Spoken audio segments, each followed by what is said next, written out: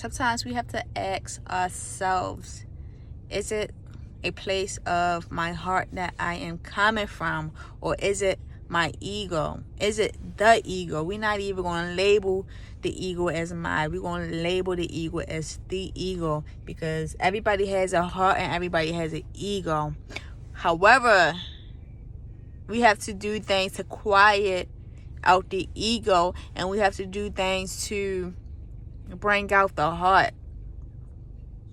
The difference between the ego and the heart is the ego will have you doing things to satisfy yourself. It will have you doing things to bring you materialistic things. It will have you feeling like you need more from the outer world, right? But the heart is a whole different game. The heart will have you feeling like you are at peace within yourself. You are at peace within your reality. When you are following your heart, serving others satisfy you.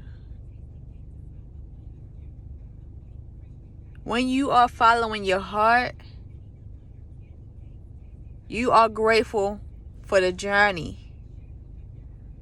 But when you are following your ego, you are more grateful for the rewards that you get. You are more grateful for the outcome of that circumstance. But when you are following your heart, you are grateful for the journey. You are grateful for the trials and the errors that made you stronger, that made you into the person that you are right now. Right? That's something we have to become aware of. Are we listening to our heart, or are we listening to the ego? Because the ego will get you in places that you are not meant to go. The ego will have you thinking that you are the most important thing there is. Yes, you are important. Yes, you are special. But you have a greater purpose. You have a greater purpose to serve the people around you and to serve the people that you care about. That's what the heart does for you. It allows you to open yourself out to what is. When you are coming from a place of ego, you have a mindset of contentment. Or you have a mindset of, I need more, I want more, I gotta have more, and I won't be happy until I get more. That's coming from your ego. But when you are following your heart, you are grateful for everything that you have. You are opening yourself for the love and the abundance that the universe has for you. And you do that by being grateful and being pleased and being content with what you already have in this present moment, right here, right now.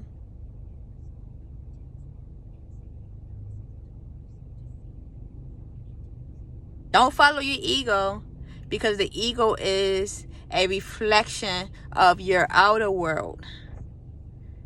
The ego is sort of like a reflection of what everybody expects from us. It's how we think we want to be seen by others. It's how others want us to be, or how you think others want us to be. That's the ego. The ego is following the world. But we don't follow the world. We follow our hearts. When you are following your heart, you are coming from a place of being. You are coming from a place of love. You are coming from a place of compassion. And all of those things can be found within you. Inward, not outward. Anything that you want in the world is coming from ego, and it's coming from a place of being self-centered and being selfish, and it being those things that you are not meant to be. But since you've been out in the world for a long time, and we've been brainwashed to think that we're not happy if we don't have that car, or we're not happy if we don't have that house, or we're not happy if we don't have that type of marriage or that type of family, and anything like that. That's the ego speaking to you. But that's not who you are. That's not a fact. That's a thought that we have sometimes, because we let the outside influence get to our heads. But instead, we should be coming from a place of love, from our hearts. And when we come from a place of love in our hearts, then we already know that we have everything that we need. We know that we can pray and we can manifest and have everything in our life that we can ever need or want, because we are powerful. We can do that. Even if it seems like we can't, trust and believe that we can't, because why not? This is your world. We just living in it.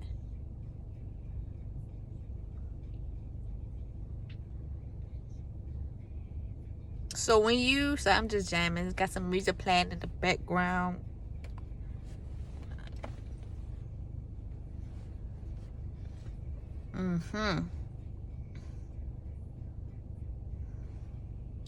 So when you are in a situation and you don't know which path you should take, because it's always different options, it's always different solutions, the one thing we should do is follow our heart and listen to our heart, and don't follow or satisfy the ego.